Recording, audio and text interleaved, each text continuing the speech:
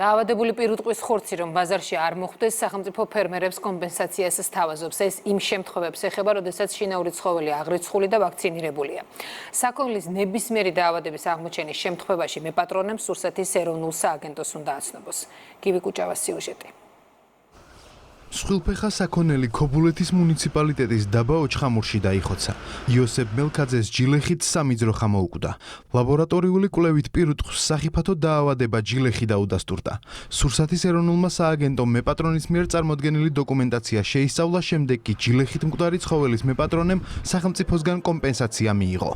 ექიმები მოვიდნენ, შეამოწმეს, აიღეს ანალიზები და დასტურდა ჯილეხი. როცა მივმართეთ, შედგა დოკუმენტაცია, მივმართეთ სააგენტოს ისევ და დახმარების სახით, ფულადის სახით გაგვიწიეს კომპენსაცია.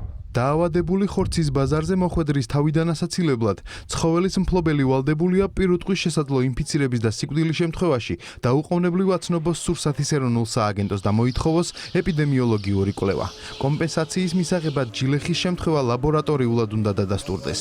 კომპენსაციას მიიღებენ ის ფერმერები, რომელთა პირუტყვი იდენტიფიცირებულია საყურე ნიშნით და ჩატარებული აქვს ყველა გეგმიური ვაქცინაცია. ინფორმაცია ცხოველის მეპატრონესა და ცხოველის შესახებ უნდა იყოს რეგისტრირებული იდენტიფიკაცია რეგისტრაციის ელექტრონულ სისტემაში და არ უნდა კონდეს უარი ნათქვამი ცხოველის მეპატრონეს ვაქცინაციასა და რევაქცინაციაზე. ჯილეხი დაავადდება როგორც ცხოველი, ასევე ადამიანი და ჯილეხი არის საკმაოდ საშიში დაავადება, რომელიც შეიძლება დამთავრდეს ლეტალური შედეგით. ინიციატივა ავადმყოფი ცხოველის დაკვლისა და ბაზარზე მოხვედრის შანსების შესამცირებლად 2024 წელს ამოქმედდა.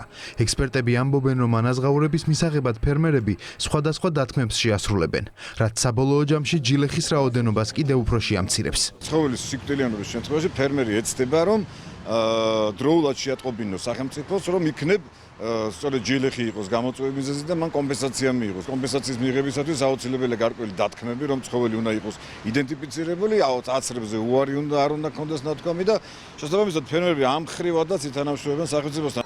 ყოველწლიური ვაქცინაციისა და საინფორმაციო კამპანიების შედეგად ცხოველის ჯილეხით დაავადების შემთხვევები 94%-მდეა შემცირებული.